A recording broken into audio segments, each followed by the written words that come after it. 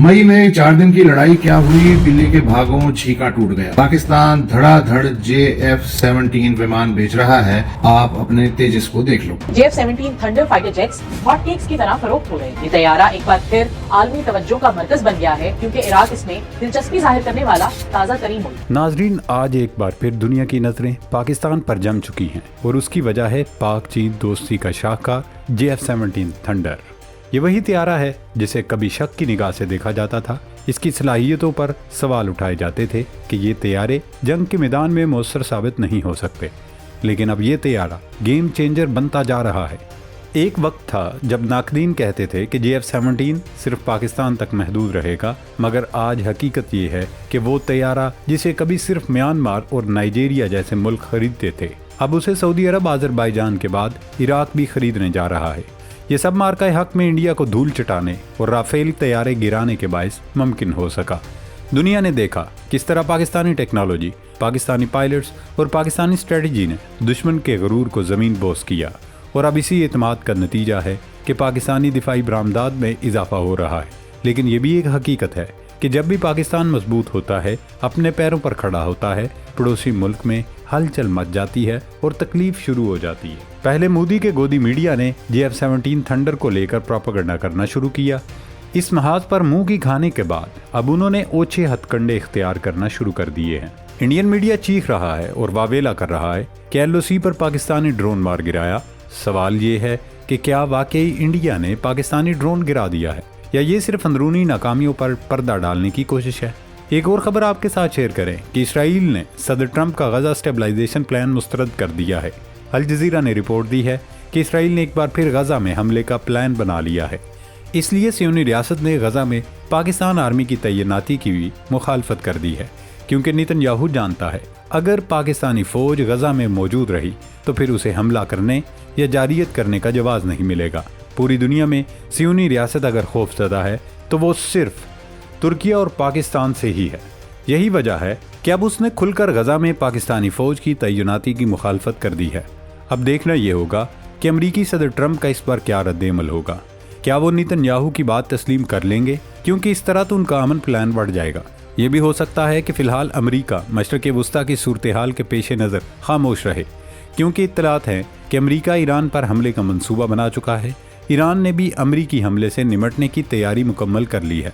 Iran में होने वाले एहतजाजी मुजाहिरों के दौरान सरकारी अदाद-ओ-शुमार के मुताबिक 114 से ज़ायद सिक्योरिटी एहलकार हलाक हुए।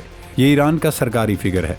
इससे अंदाज़ा लगाया जा सकता है कि इन पुरतशद्दुद मुजाहिरों के दौरान कितनी अमवात हुई होंगी, और मरने वालों में सिर्फ पुलिस एहलकार नहीं बल्कि पासदारान इनकलाब यानी IRGC और उसकी नीम फौजी तंजीब बसीज के एहलकार भी शामिल हैं। ईरान में बसीज ऐसी फोर्स है जैसे पाकिस्तान में रेंजर्स या FC या भारत की BSF। बताने का मकसद ये है कि ईरान में ये हंगामा आराई हरगिज़ अंदरूनी मामला नहीं, बल्कि इस खलफिशार के पीछे मोसाद और CIA है। एक और डेवलपमेंट शेयर करें। अमरीकी सदर ट्रंप ने दावा किया है कि ईरान ने अमरीका से मुज़ाकरात के लिए राब्ता किया है, लेकिन हो सकता है कि हम मुज़ाकरात या मुलाकात से पहले ही उन पर हमला कर दें। अब अमरीका की डिटाई और हटदर्मी मुलाहिजा फरमाएं, जब एक फ़रीक मुज़ाकरात और बातचीत पर आमादा है, उसके बावजूद वो हमले की धमकी दे रही है। खैर, ईरान भी हाथ पर हाथ धरे नहीं बैठा। ईरान ने ट्रंप की धमकी के जवाब में वाज़े कर दिया है कि अगर अमरीका ने हमला किया, उसकी सालमियत, सलामती और ख़ुद मुख्तारी को नुकसान पहुँचाया, तो फिर इसराइल और अमरीकी फ़ौजी अड्डे जायज़ हदफ होंगे। ईरान के पार्लिमान के स्पीकर मोहम्मद बाकिर कालीबाफ ने पार्लिमान से खिताब में कहा, ईरान अपनी दिफाई हिकमत अमली को सिर्फ जवाबी कार्रवाई तक महदूद नहीं रखेगा, बल्कि वाज़े और अमली खतरात की बुनियाद पर पेशगी इक़दाम भी करेगा। उन्होंने मज़ीद कहा कि ये पैगाम सदर ट्रंप और उनके इत्तेहादियों के लिए है कि वो गलत अंदाजे न लगाएं। नाजरीन, अब बात करते हैं इसराइली वज़ीर आज़म नेतन्याहू की, जो दोबारा गजा पर जलगार करने की तैयारी में मसरूफ़ हैं। अल जज़ीरा ने अपनी रिपोर्ट में एक इसराइली ओहदेदार को कोट करके बताया कि इसराइली फ़ौज मार्च में गजा में नई फ़ौजी कार्रवाइयों के लिए मंसूबे तैयार कर रही है। अमरीकी अखबार वॉल स्ट्रीट जर्नल और न्यूयॉर्क टाइम्स ने भी अपने मज़ामीन में लिखा कि नेतन्याहू चाहते हैं कि गजा में अमन फोर्स आने से पहले ज़्यादा से ज़्यादा इलाके पर कब्जा करके बफर जोन कायम कर दिया जाए, ताकि हमास का जोर तोड़ा जा सके। इसके अलावा इसराइल इस कदर खौफजदा है कि उन्होंने भी अभी से पाक फौज के खिलाफ महाज खड़ा कर दिया है। اس کے لیے انڈیا میں اسرائیلی سفیر کے ذریعے بیان دلوایا گیا ہے۔ پہلے آپ بھارت میں تعینات اسرائیلی سفیر کا بیان سنیں۔ The Pakistan Army has been approached by the United States as well to be a part of the stabilization force. Will you be okay with that? No. You will not be okay with the Pakistan Army being a part of the stabilization force? No. اسرائیلی سفیر صاف لفظوں میں کہہ رہے ہیں کہ وہ Pakistan army کو غزہ نہیں آنے دیں گے، کیونکہ اسرائیل صرف ان ملکوں کے ساتھ کام کر سکتا ہے جس پر انہیں بھروسہ ہے۔ ظاہر ہے جب انہیں پاک فوج پر بھروسہ ہی نہیں تو پھر وہ غزہ کیسے آنے دے گا۔ اسرائیلی سفیر کا یہ بیان سمندر کی گہرائی ناپنے جیسا ہو سکتا ہے، یعنی صرف یہ چیک کرنے کے لیے ان سے یہ بیان دلوایا گیا ہے کہ اس پر کیا رد عمل آتا ہے، اسلامی دنیا کی طرف سے، پھر امریکہ کی جانب سے کیا ری ایکشن آتا ہے۔ اس کے بعد اگر دباؤ بڑھا تو ان سے بیان واپس دلوایا جائے گا یا اسے ان کی ذاتی رائے قرار دی جائے گی۔ ناظرین، کل سے انڈین میڈیا واویلا کر رہا ہے کہ پاکستان کی طرف سے دراندازی کی گئی ہے اور ایک ڈرون سرحد پار کر کے انڈیا میں گھس آیا جسے مار دیا گیا، لیکن اس سے متعلق کوئی ثبوت اور شواہد نہیں پیش کیے گئے۔ مقبوضہ کشمیر میں جس نام نہاد ڈرون کے حوالے سے انڈین میڈیا اور سیکیورٹی اہلکار پروپیگنڈا کر رہے ہیں، وہ کئی سنجیدہ سوالات کو جنم دیتا ہے۔ ماضی کے تجربات کو سامنے رکھا جائے تو یہ خدشہ تقویت پکڑتا ہے کہ بھارت ایک بار پھر کسی ممکنہ فالس فلیگ آپریشن کے لیے فضا ہموار کر رہا ہے۔ یہ پہلی بار نہیں کہ کسی بڑے واقعے سے قبل پاکستان پر دراندازی، اسلحہ اسمگلنگ یا دہشت گردی کے الزامات کی بھرمار کی جا رہی ہو۔ پلوامہ حملہ ہو یا اس کے بعد کی عسکری کشیدگی، ہر موقع پر ایک مخصوص پیٹرن دیکھا گیا، پہلے بے بنیاد الزامات، پھر میڈیا ٹرائل اور آخر میں سیاسی و عسکری فیصلوں کا جواز۔ اس بار بھی صورتحال کچھ مختلف نہیں۔ چند مبینہ ڈرونز کی غیر مصدقہ اطلاعات کو بنیاد بنا کر یہ تاثر دیا جا رہا ہے کہ پاکستان کی جانب سے دراندازی کی کوشش ہو رہی ہے، جبکہ نہ تو کوئی ناقابل تردید ثبوت پیش کیا گیا ہے اور نہ ہی کسی آزاد یا بین الاقوامی ادارے نے ان دعووں کی تصدیق کی ہے۔ سیاسی طور پر دیکھا جائے تو اندرونی محاذ پر مودی سرکار کو شدید دباؤ کا سامنا ہے۔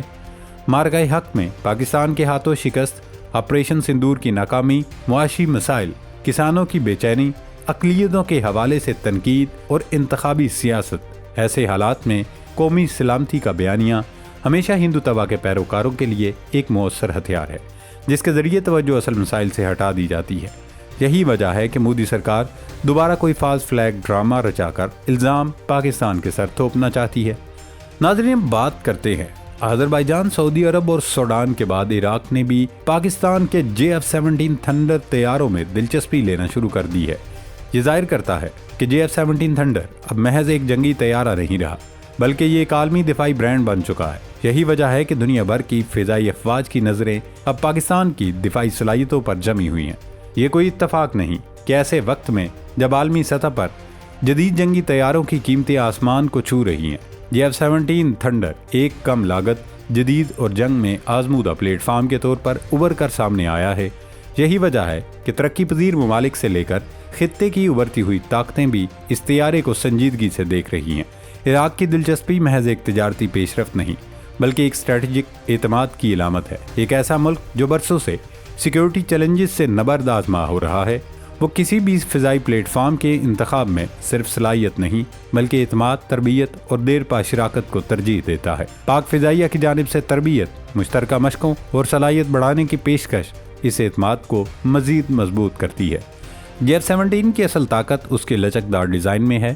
یہ طیارہ جدید ریڈار، BVR میزائل صلاحیت، ملٹی رول مشنز اور جدید AWACS کے ساتھ نہ صرف فضائی دفاع بلکہ زمینی اور بحری اہداف کو نشانہ بنانے کی مکمل صلاحیت رکھتا ہے۔